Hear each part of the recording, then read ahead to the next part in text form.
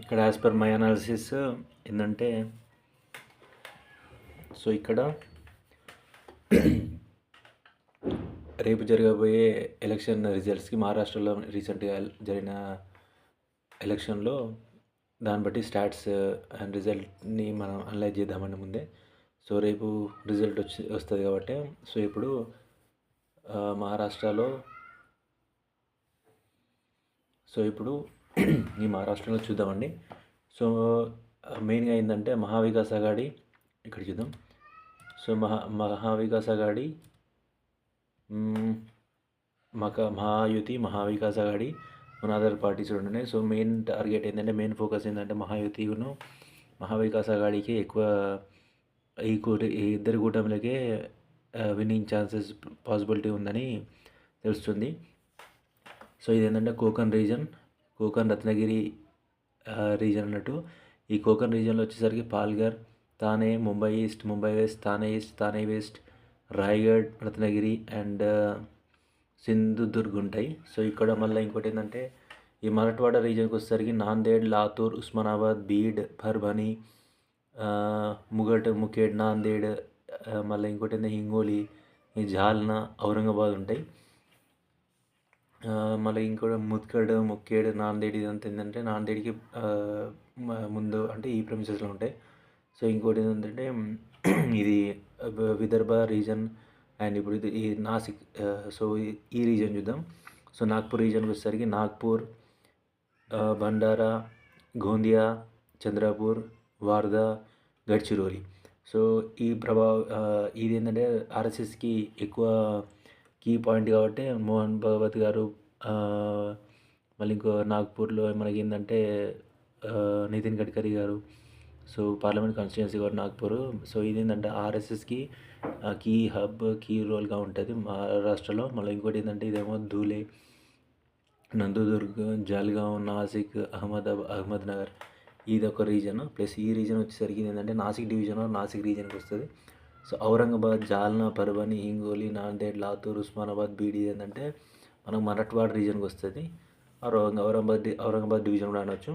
So దీన్ని బట్టి అర్థమైంది ఏంటంటే, సో ఎలక్షన్ ఓట్ షేర్ పెరిగిందని యాజ్ పర్ స్టాట్స్ తెలుస్తుంది. సో ఇక్కడ ఏముందంటే the percentage of vote share has been improved, అంటే డ్రాస్టిక్ ఇంప్రూవ్మెంట్ ఉంది యాజ్ పర్ ప్రీవియస్ ఎలక్షన్కి వెళ్ళి ఈ ఎలక్షన్కి. ఓట్ షేర్ అండ్ ఓట్ వేసిన వాళ్ళు ఎక్కువ ఉన్నారని తెలుస్తుంది. సో అదేవరికి మహావికాస్ అఘాడీకి, మహాయుతికి ప్లస్ ఏదో తెలియదు. So as per my analysis ఏంటంటే ఈ థానే, ముంబై, పాల్ఘర్, రాయగఢ్ ఇది కొంచెం భారతీయ జనతా పార్టీ రూలింగ్లో ఎక్కువ వస్తుందని అనుకుంటే, ఈ రత్నగిరి ఒకటి ఎంఎన్ఎస్ మహారాష్ట్ర నవనిర్మాణ సేన, రాజ్ ఠాకరే పార్టీ వస్తుందని అనుకుంటున్నా. ప్లస్ ఇంకో సతారా కూడా వాళ్ళకి ఛాన్స్ ఉంది, అంటే అయితే లేకుంటే లేదు. ప్లస్ ఇంకోటి ఏంటి, సాంగ్లీ, సోలాపూర్, కోల్హాపూర్, పూణే ఇది ఎంత ఏంటంటే భారతీయ జనతా పార్టీకి ఓకే ఛాన్సెస్ ఉన్నది. ప్లస్ ఇంకోటి ఏంటంటే ఇది నాగ్పూర్ రీజన్ కూడా వచ్చేసరికి ఆర్ఎస్ఎస్ కీలకంగా పనిచేస్తుంది కాబట్టి నాగ్పూర్ రీజన్లో గోందియా, బందరా, నాగ్పూర్, వార్దా, చంద్రపూర్, గడ్చిరోలీకి భారతీయ జనతా పార్టీ అంటే మహాయుతికి ప్లస్ పాయింట్ ఉన్నది. ప్లస్ ఇంకోటి ఏంటంటే ఈ తెలుగు స్పీకింగ్ ఏరియాకి చాలా దగ్గర ఉంటుంది కాబట్టి నాందేడ్, లాతూర్ కూడా భారతీయ జనతా పార్టీ, హింగోలి, పర్భని కూడా గుంజే ఛాన్స్ ఉంది. ఔరంగాబాద్, జాల్నా, బాందియా, గోల్గావ్, అకోలా, అమరావతి, వాసిన్, ఈ యావత్మాల్ ఇవన్నీ మహావికాస్ అఘాడీ కొంచెం వస్తుందని అనుకుంటున్నాను. ప్లస్ ఇంకోటి ఏంటంటే Pune reason and Mumbai reason, Thane reason ఇది ఏంటంటే ఈ ప్రెమిసెస్ ఏంటంటే ఐటీ హబ్ కాబట్టి IT capital, financial capital of India Maharashtra ముంబైకి ఏంటంటే ఇక్కడ ఐటీ హబ్ ఉండే కాబట్టి ఇక్కడ ఎలక్షన్ ఓట్ షేర్ తక్కువ ఉందంటే percent of people who are వచ్చి ఓటేసిన శాతం తక్కువ ఉంది కాబట్టి ఇక్కడ కొంచెం ఓట్ షేర్ తక్కువ ఉండే ఛాన్స్ ఉంది. మిగతా అంతా ఓట్ షేర్ ఒకనే ఉంటుంది. ప్లస్ ఇంకోటి ఏంటంటే స్టాట్స్ ఏం చెప్తానంటే ఎలక్షన్ ఓట్ షేర్ చాలా పెరిగిందని చెప్తుంది. ఇది ఏ పార్టీకి అనుకూలమో ఏ పార్టీకి వ్యతిరేకమో తెలియదు. ప్లస్ ఇంకోటి ఏంటంటే మన తెలంగాణ లెక్క మహారాష్ట్రలో రాజకీయాలు డిఫరెంట్ ఉంటాయి. మన తెలంగాణలో ఏంటిది భారత రాష్ట్ర సమితి, భారతీయ జనతా పార్టీ, కాంగ్రెస్ పార్టీ అట్లాంటి చిన్నమల్ల కొన్ని పార్టీస్ ఉంటాయి. సో ఈ పార్టీస్ ఏంటంటే మ్యాక్సిమం ఏంటంటే డైరెక్ట్ ఒకటే పార్టీకి ఎక్కువ మంది మెజారిటీ ఇచ్చి అధికారంలోకి వచ్చే ఛాన్స్ ఉంది. కానీ మహారాష్ట్రలో అట్లా కాదు. సో ఈసారి ఇప్పుడు మనం 2 times భారత రాష్ట్ర సమితికి ఓట్ షేర్కి కంటెస్టెంట్కి చేసి ఎక్కువ మెజారిటీ వాళ్ళకి ఇచ్చినాం. దాని తర్వాత తగ్గించినాం. సో దీన్ని బట్టి అర్థం ఏంటంటే మా తెలంగాణ లెక్క రాజకీయాలు అట్లున్నాయి. ఎందుకంటే యునానిమస్ డెసిషన్స్ మన తెలంగాణకు ఒక పార్టీకి ఇచ్చి దాని తర్వాత మనం పార్టీకి వెళ్ళి బెనిఫిట్ని రీప్ చేస్తాం. కానీ మహారాష్ట్రలో అట్లా కాదు. Based upon the local politics, based upon the local requirement అక్కడ రాజకీయాలు జరుగుతాయి. సో ఈసారి ఏంటంటే ఒకసారి కాంగ్రెస్ పార్టీ చెప్తే మళ్ళీ భారతీయ జనతా పార్టీ ఒకసారిగా వస్తే కాంగ్రెస్ పార్టీకి వాళ్ళు ఇస్తారు మెజారిటీ. మళ్ళీ మెజారిటీ కాంగ్రెస్ పార్టీకి ఇస్తుంది, మళ్ళీ నెక్స్ట్ టైం భారతీయ జనతా పార్టీకి ఇస్తారు. అట్లాంటి కొంచెం డైవర్షన్ టాక్టిక్స్. ప్లస్ ఇంకోటి ఏంటంటే వాళ్ళు కొంచెం ఒకసారి అటు ఒకసారి ఇట్లా వేసేటట్టు ఉంటాయి. ప్లస్ ఇంకోటి ఏంటంటే మహారాష్ట్రలో వాళ్ళ ఐడియాలజీ ఇట్లా ఉంటాయి. ప్లస్ ఇంకోటి లోకల్ ఇష్యూస్, లోకల్ ప్రాబ్లమ్స్ మీద ఫేస్ చేసుకొని అక్కడ లోకల్ లీడర్స్ని ఎలక్ట్ చేసుకొని వాళ్ళకు సీట్లు వాళ్ళకి కేటాయిస్తే వాళ్ళని గెలిపించే ఛాన్స్ చాలా ఉంటుంది. సో దాన్ని బట్టి ఏంటంటే మహావికాస్ అఘాడీ, మహాయుతి అనే కూటమిలోకి ఏర్పడి ఇంకా రాజకీయాలు నడుపుతుంటారు. సో ఇక్కడ ఏంటంటే ఫైనాన్షియల్ మహారాష్ట్ర ఎలక్షన్స్కి మనకి ఎట్లా ఎందుకంటే మనకు జీడిపి ఫిఫ్త్ లార్జెస్ట్ జీడిపి కాబట్టి, సో నెక్స్ట్ అప్కమింగ్ మనకి ఇంకా థర్డ్ లార్జెస్ట్ జీడిపి కాబట్టి మహారాష్ట్ర కీలక స్టేట్. ఎందుకంటే financial capital of India is Maharashtra. Most of the revenue is coming from Maharashtra. అంటే ఫారెన్ డైరెక్ట్ ఇన్వెస్ట్మెంట్ తానే, ముంబై ఇట్లాంటి పూణే ఇట్లాంటి వాటికి ఇది పెట్టవచ్చు. కానీ కాకపోతే ఆల్ ఓవర్ ఎంటైర్ మహారాష్ట్ర ఇది ఏంటంటే అగ్రికల్చర్కి, సర్వీస్ ఇండస్ట్రీకి, ఆటోమొబైల్ ఇండస్ట్రీకి కీ హబ్. ఓకేనా.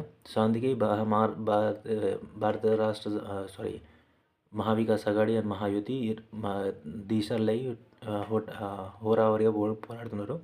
సో ఇప్పుడు మన భారత రాష్ట్ర మహాయుతికి గెలిస్తే సో ఇండియా అప్కమింగ్లో థర్డ్ లార్జెస్ట్ తొందర వేయడానికి ఛాన్స్ ఉంది. మహావికాస్ అఘాడీ అంటే కొంచెం లేట్ అవుతుంది కావచ్చు. కానీ కాకపోతే ఇదేంటే మనం ప్రిడిక్ట్ చేయలేము. ఈ మహారాష్ట్ర ఎలక్షన్స్ అంటే కంప్లీట్ క్వైట్ ఆపోజిట్ ఉంటాయి.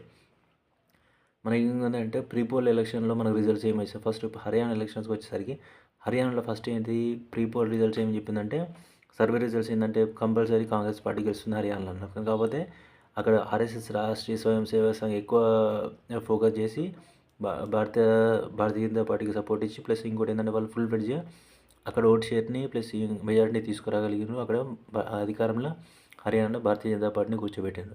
సో అదేవిధంగా భారతీయ జనతా పార్టీ ఆర్ఎస్ఎస్ ఇప్పుడు ఒక్కటే ఇంటర్నల్గా డిస్కషన్స్ వాళ్ళు జరుగుతున్నా కూడా, కాకపోతే ఐకమత్యంగా పోరాడుతున్నారు, ఐకమత్యంగా పనిచేస్తున్నారు. కాబట్టి వాళ్ళు ఈ మహారాష్ట్ర ఎలక్షన్లో కొంచెం గేమ్ చేంజింగ్ అయ్యే ఛాన్స్ ఉంది. ప్లస్ ఇంకోటి ఏంటంటే వాళ్ళు ఆర్ఎస్ఎస్కి రోల్గా పనిచేసినప్పుడు మహారాష్ట్రలో ఎలక్షన్ విన్ అవ్వడం చాలా భారతీయ జనతా పార్టీకి భారతీయ జనతా పార్టీ అంటే మహాయుతికి చాలా ఈజీ ఈ ఎలక్షన్లో. కాకపోతే చూడాలి. కానీ కాకపోతే ఎలక్షన్ ఓటర్ నాడి మనం పసిగట్టలేం కాబట్టి ఎక్కడ ఏ ప్లేస్లో ఎందరు ఎమ్మెల్యేలు వస్తున్నారో మెజారిటీ వరకు వస్తుంది, మెజారిటీ వరకు తగ్గుతుందని మనం ప్రిడిక్ట్ చేయలేము. But as per my analysis, ఎందుకంటే ఈ లాతూర్, ఔరంగాబాద్, ఉస్మానాబాద్ ఇవన్నీ ఈ ప్రెమిసెస్ బేట్కి అనుకూలం. మళ్ళీ ఇంకోటి మొన్న పూణేలో ఉన్నప్పుడు ఈ పూణే, తానే, మళ్ళీ ఔరంగాబాద్, సతారా, రత్నగిరి ఈ ప్రెమిసెస్ ఉన్నారు. నాసిక్, అహ్మద్నగర్ ఈ ప్రెమిసెస్ నాకు కొంచెం ఐడియా ఉంది. ప్లస్ ఈ నాగ్పూర్ ఏంటంటే ఆర్ఎస్ఎస్కి కంచుకోట కాబట్టి ఇది కూడా కొంచెం నాకు ఉన్నది. ప్లస్ గడ్చిరోలి అంటే తెలంగాణకు బార్డరింగ్ స్టేట్, సిరోంచ, గడ్చిరోలి ఇదన్నీ ప్లస్ తెలంగాణకు బార్డరింగ్ కాబట్టి ఇక్కడ రాజకీయాలు మనకు తెలిసిపోతాయి. చంద్రాపూరి కూడా కొంచెం తెలిసిపోతాయి. సో దాన్ని బట్టి మనకు అర్థమైన వివరణ ఏంటంటే భారతీయ జనతా పార్టీ అనే మహాయుతి కూటమి ఇక్కడ కొంచెం మెజారిటీ కొంచెం పెరిగే ఛాన్స్ ఉంది as per my analysis. Plus ఇంకోటి ఏంటంటే నా అనాలిసిస్ ప్రకారం మహాయుతి పార్టీకి కూటమికి 130 to 160 సీట్స్ వచ్చే ఛాన్స్ ఉంది. మహావికాస్ అఘాడీకి 120 to 140 సీట్స్ వచ్చే ఛాన్స్ ఉంది. అదర్ పార్టీస్కి 0 to 9 సీట్స్ వచ్చే ఛాన్స్ ఉంది. సో ఇప్పుడు 160 రావచ్చు, ఇలా 110 రావచ్చు, ఇలా 15 రావచ్చు. కానీ కాకపోతే మహావికాస్ అఘాడీ కాకుండా మహాయుతికి ఈ మహారాష్ట్ర ఎలక్షన్లో ఛాన్స్ ఉందని యాజ్ పర్ మై అనాలిసిస్.